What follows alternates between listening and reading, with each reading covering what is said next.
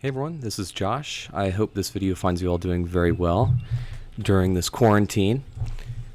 I just want to talk about a specific subject today, and it's in regards to an article that came out about 10 days ago on Kotaku.com by Jason Schreier. I'm sorry if I mispronounced his name. It's titled 18 Months After Red Dead Redemption 2, Rockstar Has Made Big Cultural Changes. Now, without context, might not seem like a big deal, this article, but the important thing to note is the original article that the same author wrote about a year and a half ago, almost 2 years ago, titled Inside Rockstar Games Culture of Crunch. Now, I remember when I read this article originally, almost 2 years ago, I could not believe what he wrote. He had a number of different interviews with people that were on the inside, some of them named, some of them unnamed, and these quotes were absolutely horrifying, and especially for me as a fan of Rockstar games.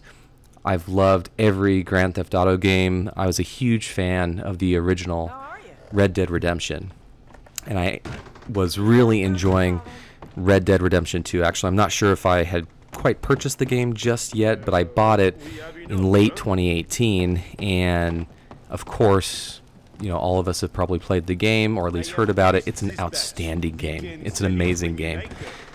The problem is that when I read this article, I felt so guilty that I was enjoying a product that required not just so much sacrifice, you know, normal sacrifice that you would kind of expect from a project that requires hundreds and hundreds of people, but the fact that it was actually unnecessary.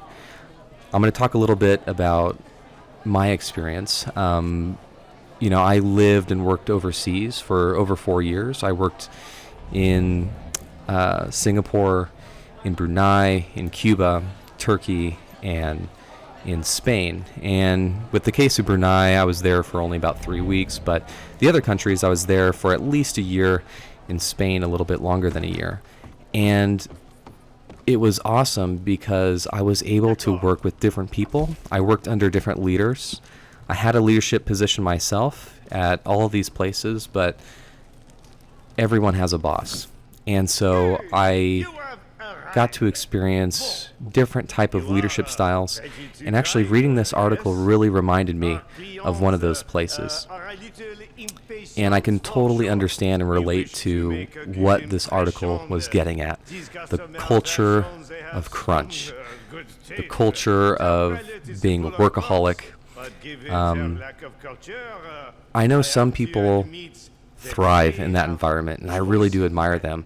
When I think of, you know, a CEO or the president of a country or prime minister or, you know, some high-level politician, to me it seems like those are the kind of perfect jobs for a workaholic. You know, Elon Musk, love him or hate him, I really like him, but you know, he absolutely is a workaholic, and there's no doubt about that, and he's had a lot of success.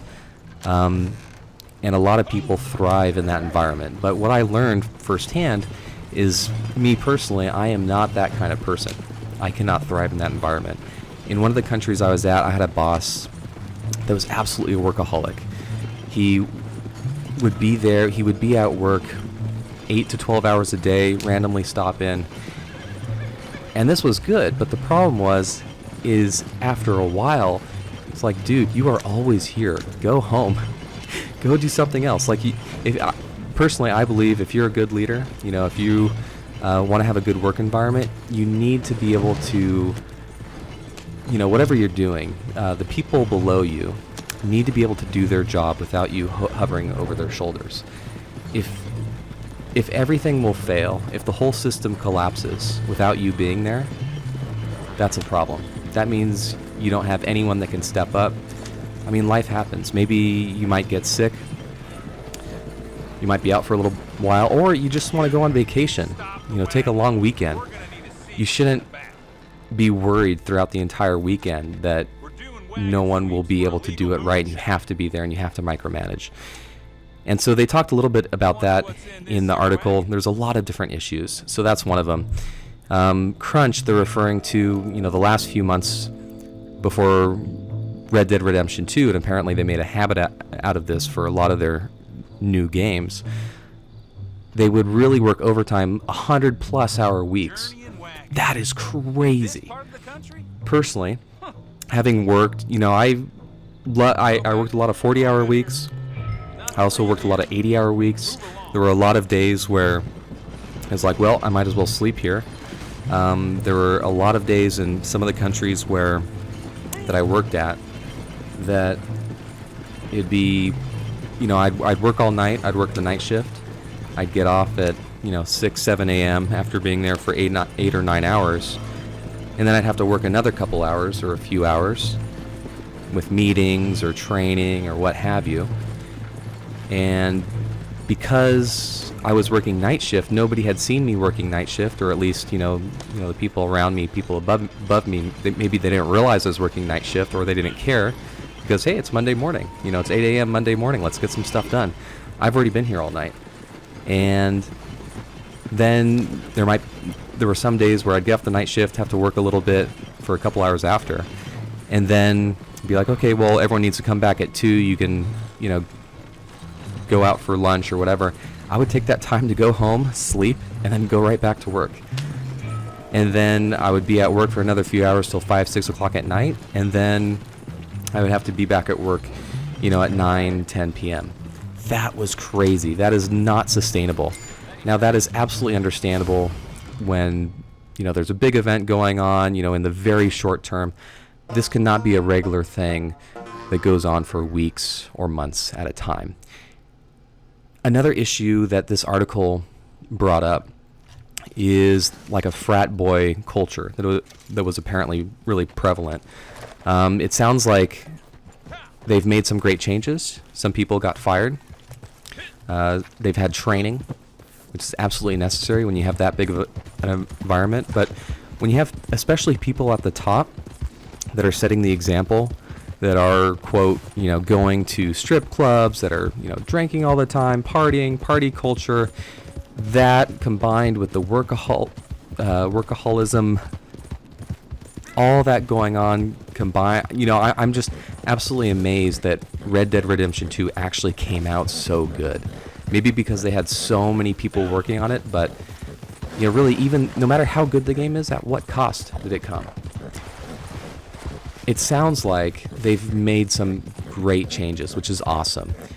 And that article that came out, a week or two ago, that's great news that Rockstar has made some big cultural changes.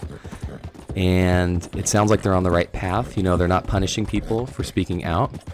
They are allowing people to report things that they hear. People can, report their supervisors, when there's reviews. I had to do that a lot as well. Maybe once a year, once every 6 months, I'd be asked for my opinion about things. And, it's one thing to, suffering, to suffer from, oh, I don't like my boss because of this or whatever. But it's another thing when you make suggestions and nobody wants to hear it. That's not good, because you're just ultimately sweeping things under the rug, and eventually you're going to have so much clutter under the rug that eventually it's going to have to get cleaned out. And that's what sounds like what happened here. Anyone that's worked in any team environment knows that problems do not go away. They simply get bigger. If you don't address problems when they're small, eventually they're going to get big. A quote from a TV show, a TV series that I really, really liked, and I highly recommend if you haven't seen it. It was on, I believe, HBO, but it was about Chernobyl. I think it was like 6 or 7 episodes came out maybe about a year or so ago. There's a quote in there that every lie incurs a debt to the truth, and eventually that debt is repaid. That was such a powerful quote.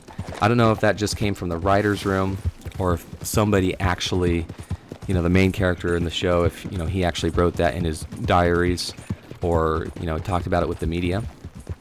But I think that's an awesome quote. And in the case of Chernobyl, and I'll talk about my experience in Chernobyl as well in future videos, I was able to go travel there. But in the case of Chernobyl, that the show was trying to portray is that the Soviet government was lying so much, not only to the outside world, but they were lying to themselves. And you saw this with middle management, one of the head people at the power plant who had some authority, maybe wasn't the top dog at the power plant, but he didn't want to hear any suggestions. And there were people that were actually there every day. They knew how the systems work, even though that boss had been there much longer than those other people. He didn't want to hear any suggestions. And eventually the power plant blew up and it caused all these other problems.